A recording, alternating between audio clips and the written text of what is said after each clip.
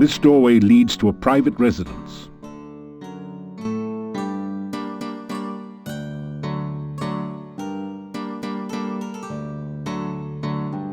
The lock clicks open, but now the door is jammed. Maybe you should try to get in some other way.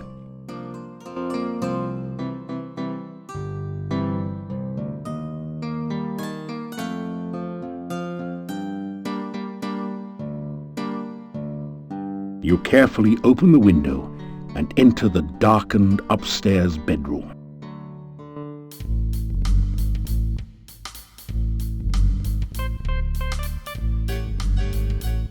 You carefully oil the hinges on the wardrobe doors to prevent telltale squeaks.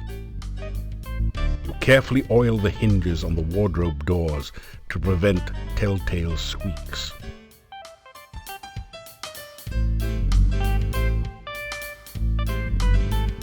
You search around in the wardrobe, but the only thing loose and portable is a garlic clove that has come loose from the garlic braid you see in here.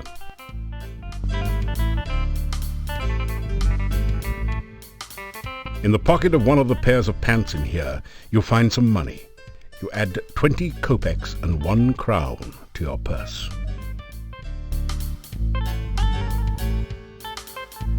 The chest is locked.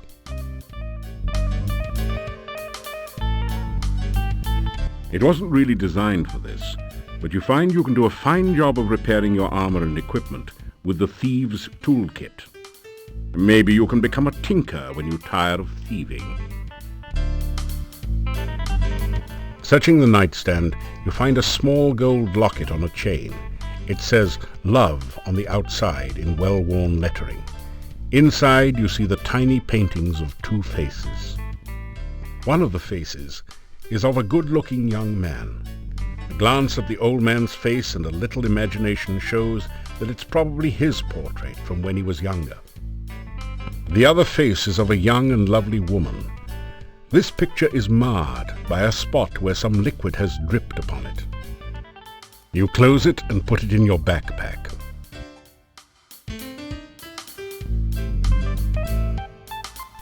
You put the locket carefully back into the nightstand. You know that this is the one thing the old man would really miss if you took it.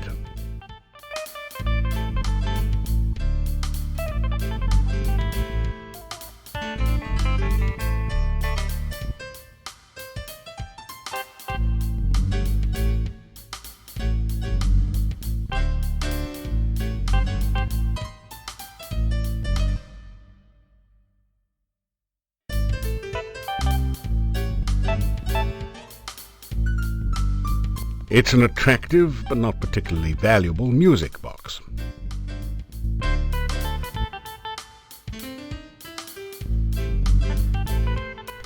The desk consists of a simple tabletop closed in by 2 hinged doors. It doesn't have a lock.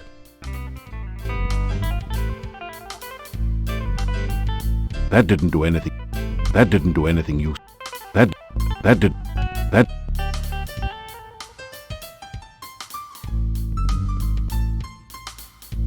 You find a small bottle of healing potion, which you take. You also find a large book, too bulky to take with you. It's a diary. The author was working in Castle Borgov when the boyar was still around, and mentions a secret passage in the boyar's crypt. Interesting. You scan through the book in the old man's desk. It seems it's one of the ugliest mugs that you have ever seen. Some people just don't have any taste.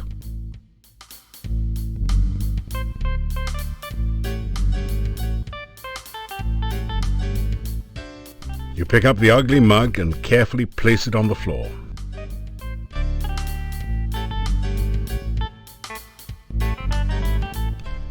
You see that this is filled with junk. Pawing around on the odds and ends, you pick up a dagger, 1 crown, and 11 kopecks as the only things worth taking.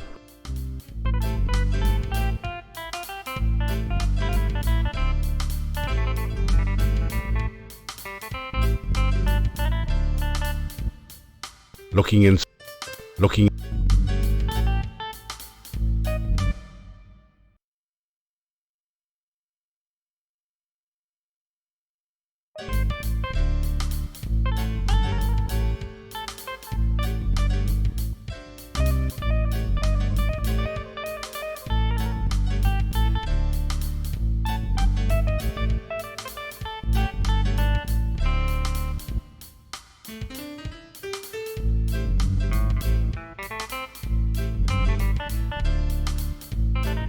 That didn't do.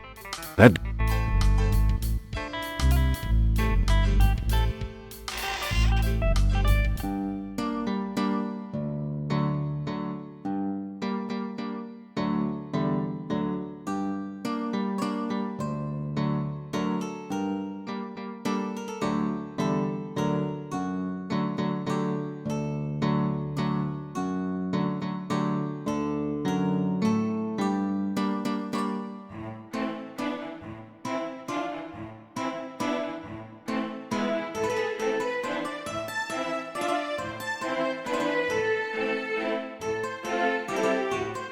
After some rest, you feel better.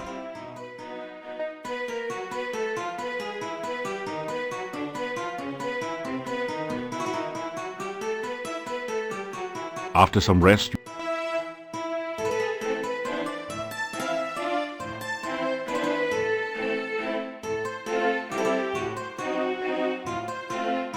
after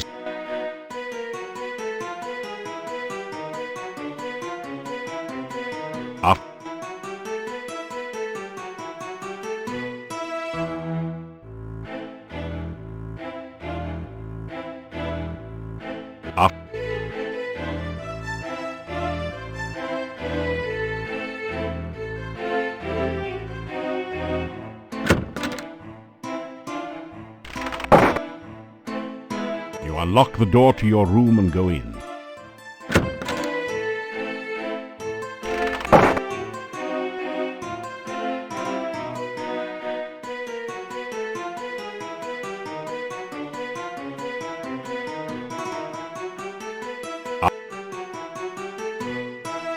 You're getting tired.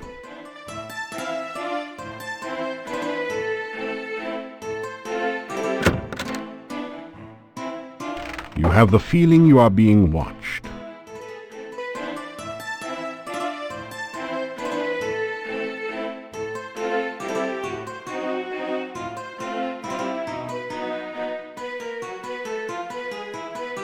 You see a small, hairy, sad-looking creature.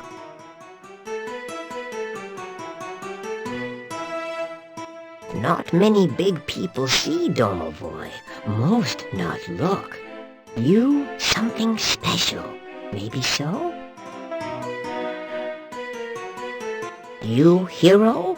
Mordavia big hero need. Plenty powerful hero. Maybe you be soon. Learn much, practice much. Soon plenty big hero.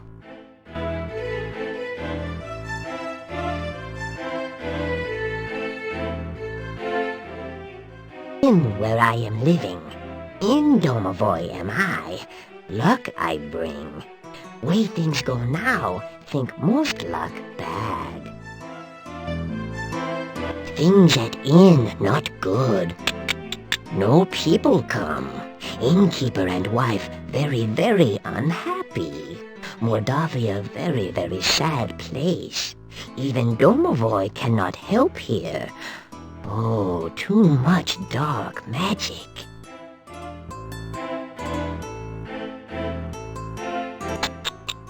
Too much we speak, too much I talk. Sometime else we speak, sometime else I talk.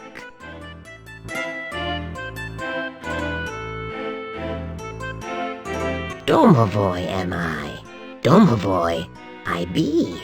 Over places Domovoy watch, protect the inn, do I. By big people Domovoy not seen. You stranger are, maybe hero, maybe not. Show myself to you I do, speak to you I will. Maybe good things for people will you do. Maybe good thing for Domovoy you do, hmm? Some night soon, talk we will again. Domovoy good luck bring. Maybe Domovoy help you. You Domovoy help. Bad place here anymore. Good many years ago, but going very bad now. Many bad things here. You find out.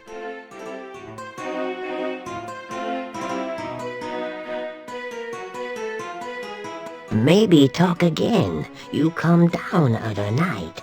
Maybe have much to say.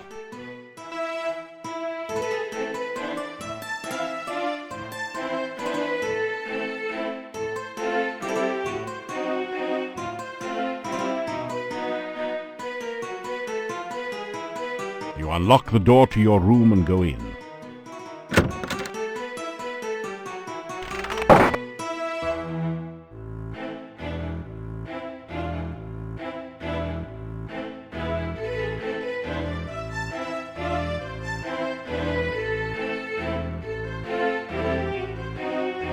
You awaken as the sun begins to rise.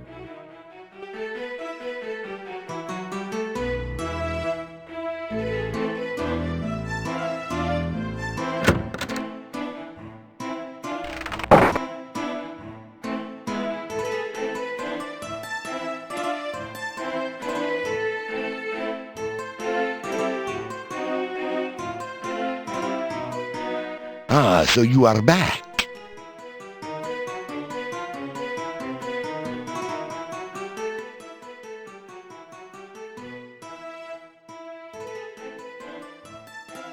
This inn used to do a steady business before this swamp prevented traders and tourists from coming. Now we mostly make our money off of food and drink. The castle was once that of the boyar. Now we do not know who lives there. Besides the ones that come in here in the evening, there are quite a few others. You probably have met the shopkeeper, the gravedigger, and the burgomeister. And then there's Nikolai, and that crazy Dr. Cranium. The shopkeeper knows everything that goes on in town. She also makes a delicious avocado and garlic sandwich, which she sells as rations. He is a harmless old man who wanders around looking for his dead wife. Must be a shame to grow old all alone. Dr. Cranium came to Mordavia several years before the swamp closed off the pass. No one knows much about him, but no one trusts him. It is rumored that he conducts strange experiments. The burgomeister keeps to himself and lives in his office. The gravedigger is a strange one, though he is a good carver of tombstones and digger of graves. I know little of the forest, for I seldom leave my inn. You should speak with the burgomeister. Perhaps he can tell you more about it. I am well, as always. I do not gossip.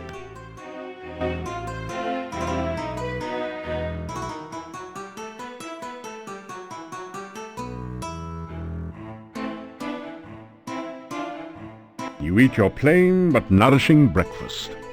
It has more than a bit of garlic added for spice.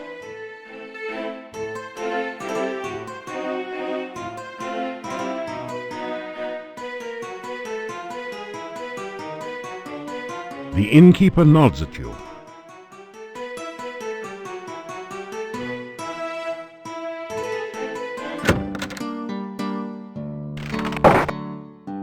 Still you remain. It is a wonder you have managed to live so long.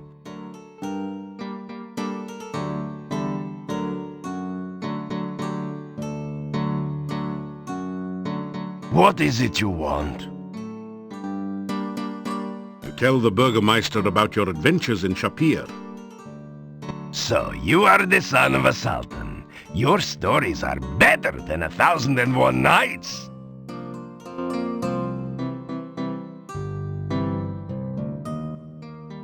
This town was quiet until you arrived. I am keeping my eye on you. Castle Borgov is north of the town. The last of the Borgov family left this valley years ago. Now it is inhabited by some cousin. The people of the castle do not bother this town. I suggest strongly that you do not bother the people of the castle. It used to be that the only monsters around here were the occasional wyverns.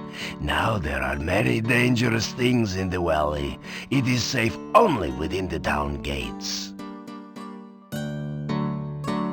Dr. Cranium is an idiot and a madman. If you are wise, you will stay away from him. Nikolai is an old man and easily confused. His wife has been missing for years now. He cannot face the fact that she is gone.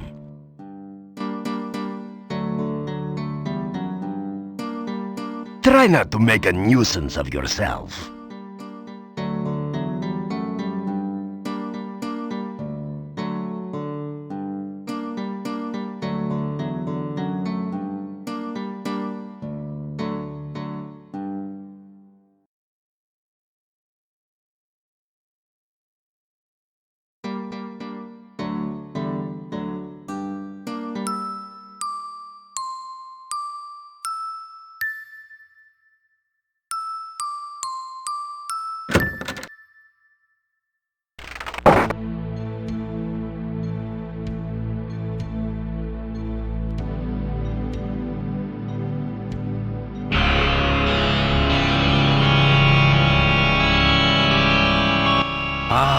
You're just in time to witness a magnificent scientific experiment. I have managed to harness the very primal force of lightning at my beck and call. Now I shall use it to create life itself. Watch this.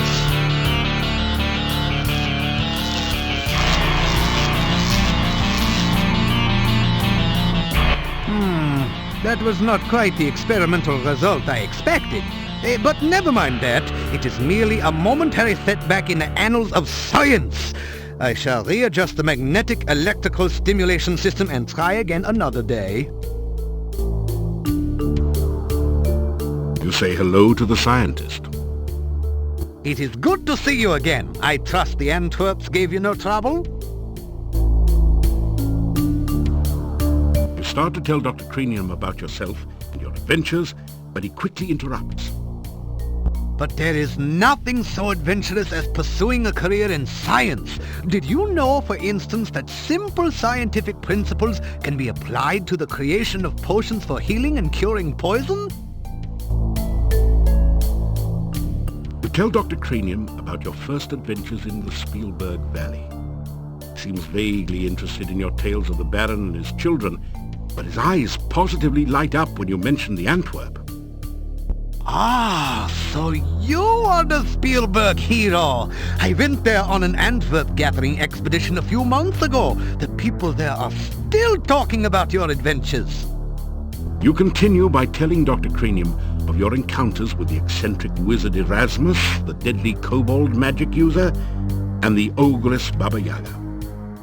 Turned her into a frog? Oh, such poppycock. There is a perfectly straightforward scientific explanation for all of those events. There is no such thing as magic.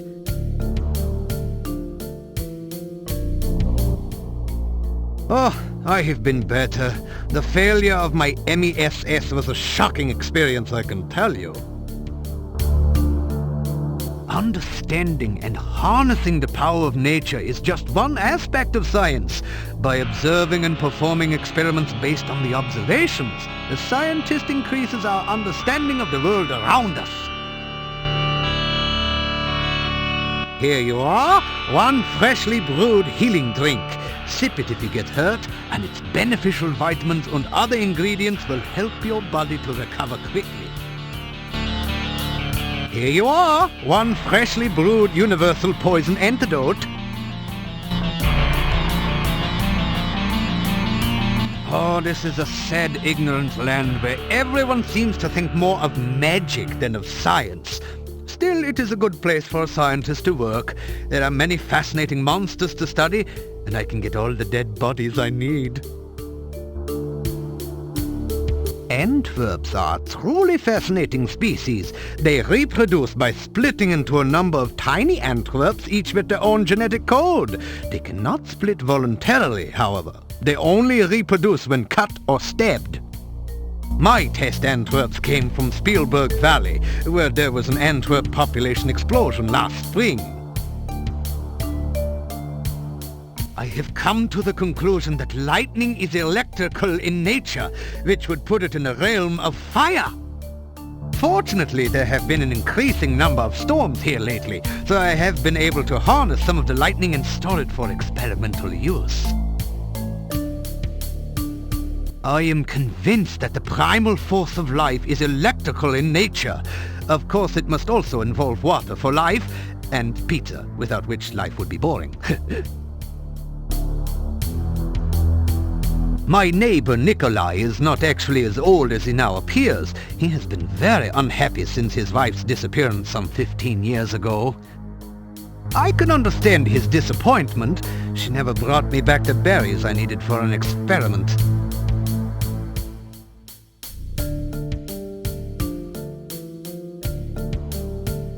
You say goodbye. Oh, it is always a pleasure to have one such as you visit.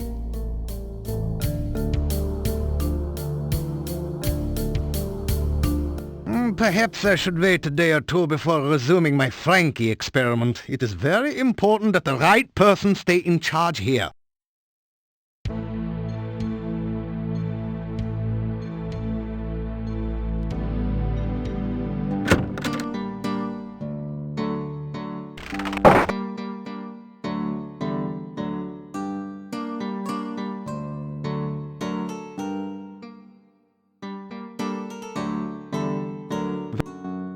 That didn't do anything.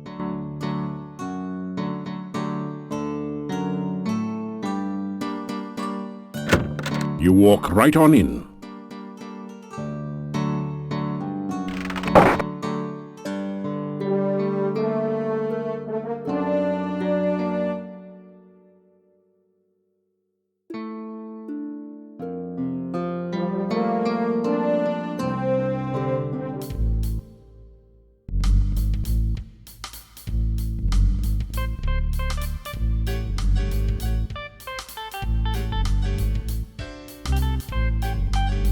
Welcome, welcome. Sometimes I think I will go crazy if I don't have someone to talk to other than the other cockroaches around here.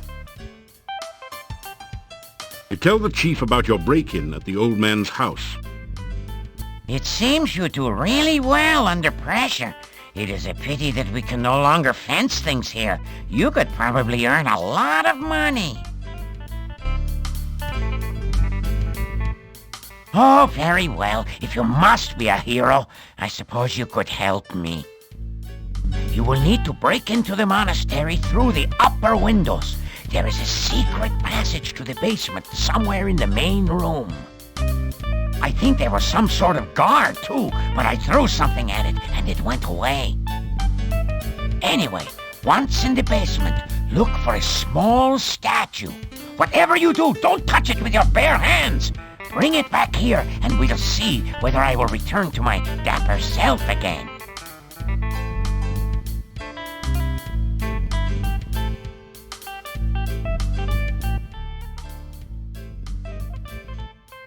A good thief has many skills he can depend on. Thieving is more than just being in perfect physical and mental condition. Thieving is more than just climbing a rope at a grapnel or the side of a building. It is more than attracting hordes of beautiful women with your debonair style. A good thief practices his knowledge and abilities constantly. There are not many thieves' marks left around here. Most have worn away.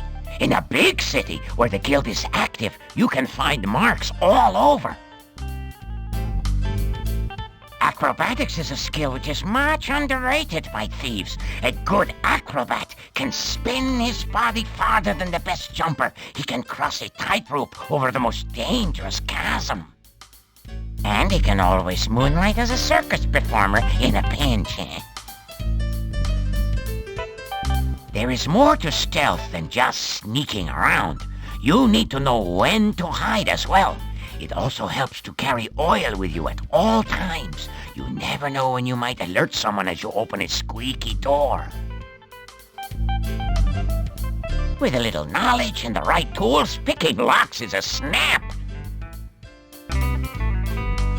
First, you need the right tools. That Mark II kit you have that looks suspiciously like mine is perfect for the job. Next, you need keen senses and strong nerves, knowing that any mistake you make could be your last. Lastly, you need plenty of practice. Just don't get yourself killed getting it. That would be very embarrassing. I'm afraid I'm not in shape anymore to teach you the basics. You will need to have someone else show you the ins and outs of pickpocketing. Besides, this is hardly the right place to learn such a thing. You need a city with plenty of rich merchants and tourists to really be a success as a cutpurse. Some place such as Silmaria, perhaps. I don't know. It would be a shame to lose you so soon. The best places to steal from are the most dangerous. I do not think you are ready just yet. Actually, I'm getting used to this shape. I can climb walls and ceilings really, really well now. I can run and be stealthy at the same time. Best of all, I never have to go hungry. I never realized how tasty moldy leftover garlic stew can be. You and I can work together and return this guild to its former glory. New thieves will swarm here to be taught by such master thieves as ourselves. I can teach them, well, stealth and hiding, and you can teach them everything else. The Mordavian Thieves Guild will be notorious again. That is, of course, assuming anyone can cross the swamp and avoid sinking into the morass or being dragged to their deaths in order to get here. After I became such as I am, many of the members left. Never the one. Soon it was just... There is a little-known secret way. Won't you stay for supper? I managed to find some nice week-old bread soaked in the juice that collects at the bottom of the garbage can. I'm more than happy to share with you.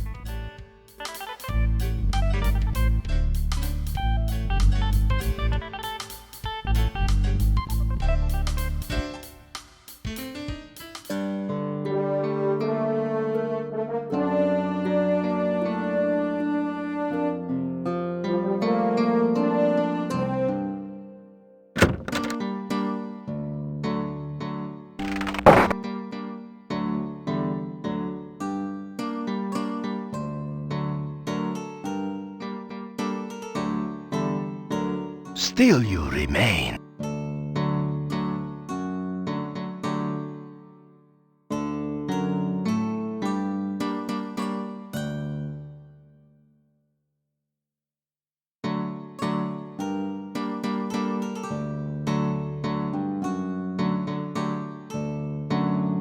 Bad place. Very bad place. Go away. You'll be very sorry. The Hectopus seems somehow calmer as you present the Dark One sign to it. You get the feeling that there's something it wants you to do with the sign. You push the Dark One sign into the indentation on the door. It fits perfectly.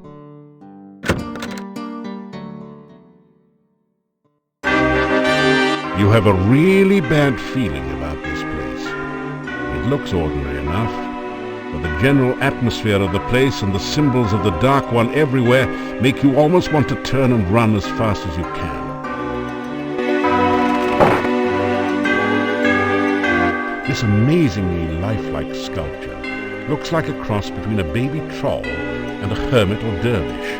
It fits the description of a domovoi, except that it's totally dried out and unmoving. There's something dark in the alcove. Could it be at last the fabled black bird for which so many have been searching?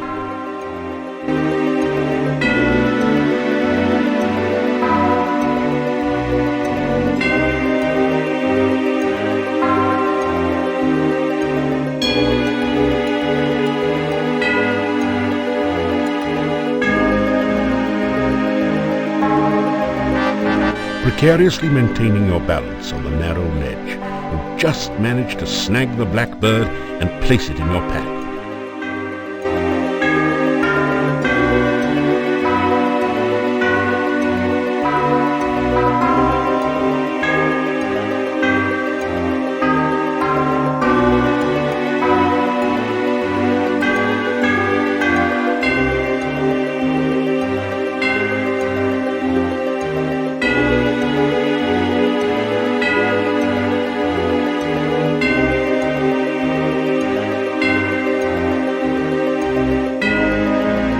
It's a six-tentacled, octopus-like creature. I guess you'd call it a hexapod. Unless you like cats, then you might call it a hexapus.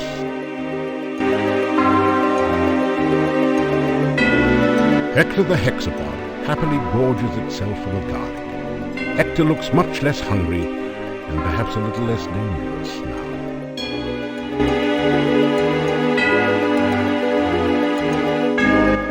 As you push and pull at the antique log holder, suddenly it turns in your hand and the whole back of the fireplace opens to reveal a secret passage leading down. No wonder the fireplace didn't appear to have been used much.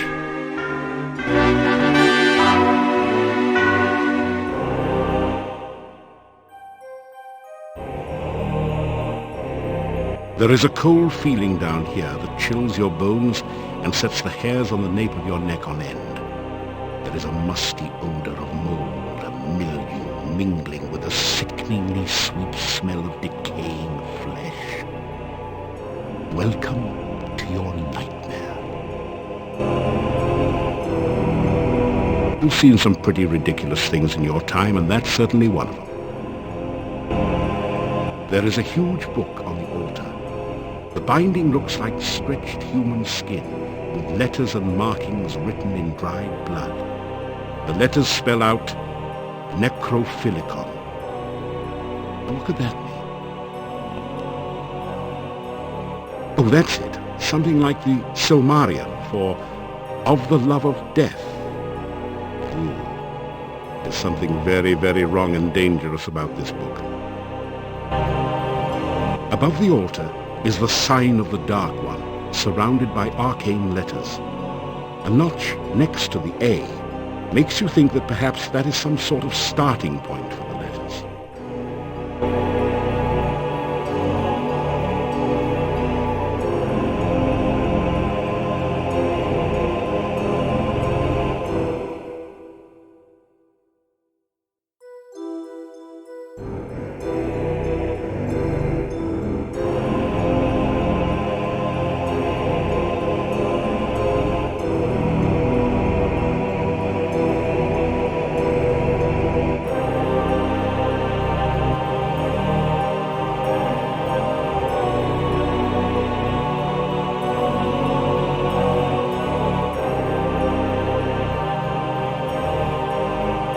You rifle through the Mad Monk's desk and find the diary of Amontillado. Boy, was this guy wacko. Reading this makes your head hurt. However, it does give you some information about the Dark One rituals. It said something about the first ritual being placed within the Mad Monk's tombstone, there to be forever guarded by followers. The second ritual shall be placed in the Stone of Squids and revealed only by the light of a dead child's soul. The next ritual shall be placed in the hollow of the Hangman's Tree and guarded by the spirit of the dead which remains there. The blood ritual shall be concealed magically within the monastery, and only he who willingly seeks dark visions shall find it.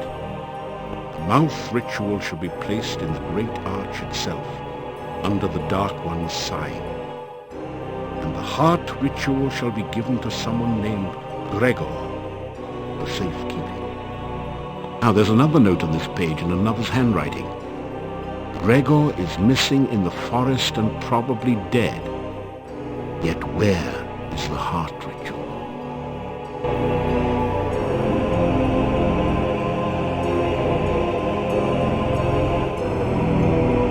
You tap the huge cask of Amontillado. This is the strongest stuff you've ever tasted, assuming that you're not an aficionado of dragon's breath. Bottoms up.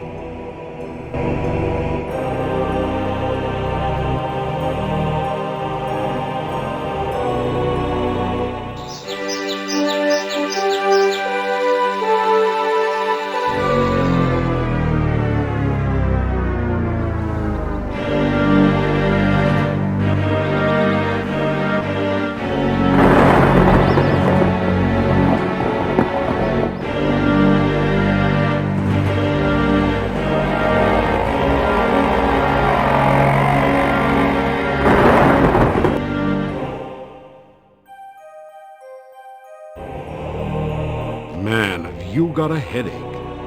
Fortunately, the Dark One rising seems to have been just a vision, not the reality. Yet. A scroll has fallen from the cask's wine droplets. You pick up the rolled paper on the floor. It has a symbol of a drop of blood at the top and the inscription, Ritual of Blood. You can't read any of the other writing on it.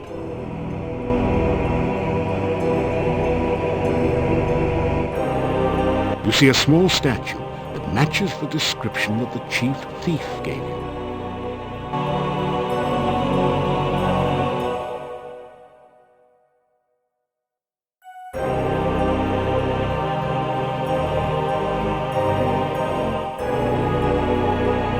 You feel a funny tingling sensation and a slimy one as you reach out to touch the statue.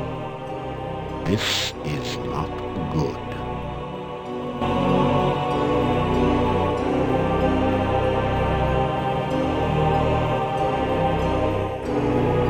Well, you have to admit that becoming a giant from Monastery is one of the more unique situations in your adventuring career. It's also the last, as you choke on your own slime.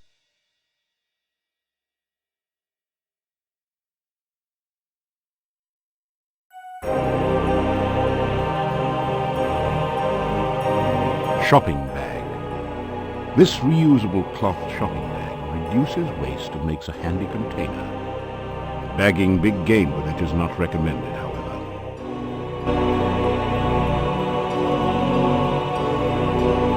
You pick up the statue in the shopping bag, carefully avoiding any contact with your own flesh. The statue glows briefly as it slips into the bag, then subsides.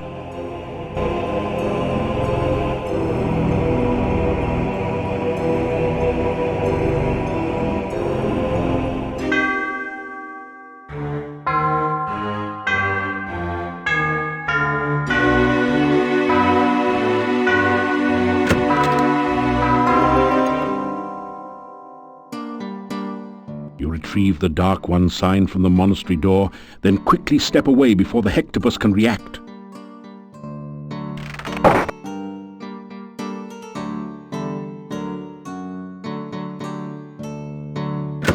You walk right on in.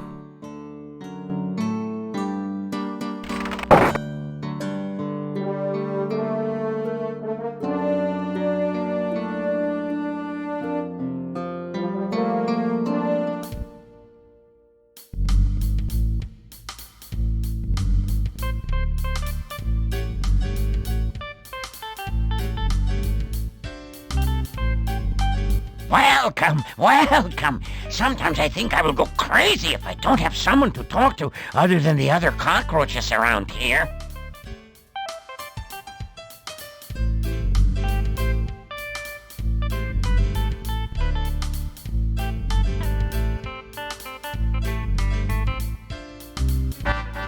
Wonderful, wonderful. I won't have to scuttle in the shadows all the time. I won't have to have unsavory eating practices. Thank you so very much.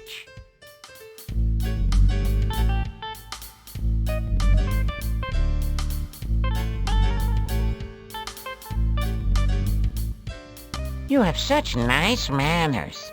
Are you certain you want to hang around tough, brutal scum of the earth who will try to beat you up at the slightest excuse?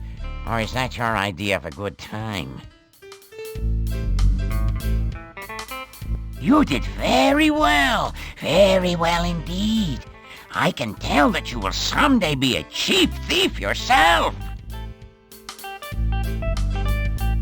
All right. I know I was getting careless. I am going to make certain no one ever touches that statue again. At least not by accident.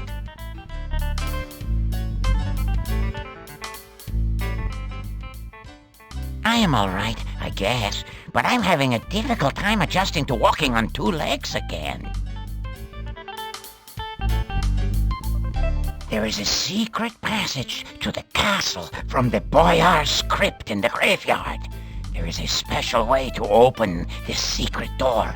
Something involving colors and the Borgov family crest, I think. You must be very careful. I know nothing of the people who now live in the castle. Only that the last thieves to break in never returned.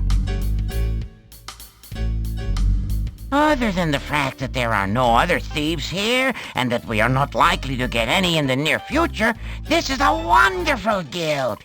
If you excuse the fact we can't fence anything here either.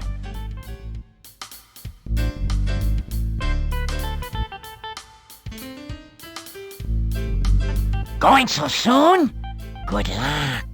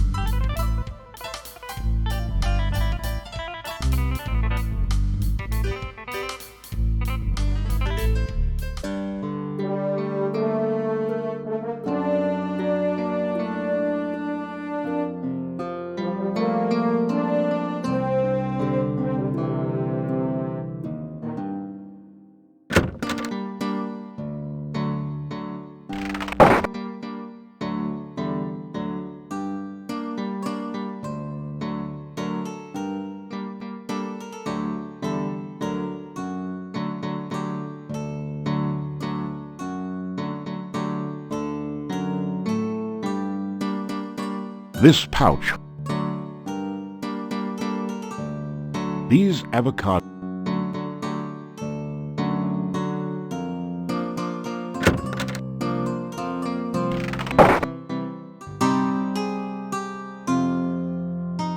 It's you again. It's been a quiet day so far. Made it back, did you? So what can I do for you this time? To tell Olga some of the things you did before coming here. Oh my, you certainly have been to some outlandish places. So, must be nice for you to be back in real civilization again, huh?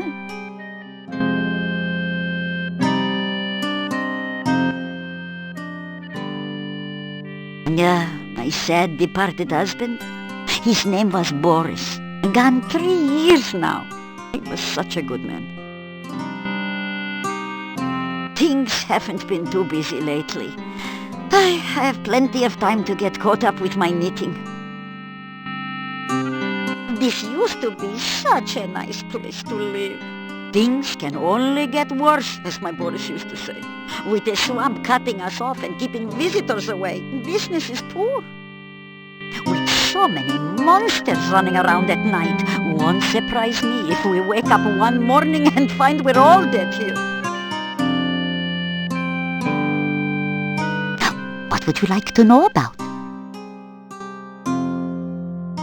Dr. Cranium is a very strange man.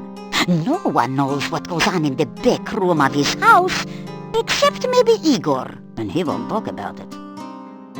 Someday, the main doctor will blow us all up with one of those experiments of his. You mark my words. You see, there used to be a very active adventurers guild here in town, but it's been empty and locked up since I can remember. Our burgomaster is named Dimitri. He is responsible for keeping order in the town, and he is very serious. But there was some scandal about his grandmother, but it was hushed up. He's a strange one, isn't he? Digging graves and carving tombstones during the day, helping that crazy Dr. Cranium at night. You know he's not up to any good. Decent folk have nothing to do with him.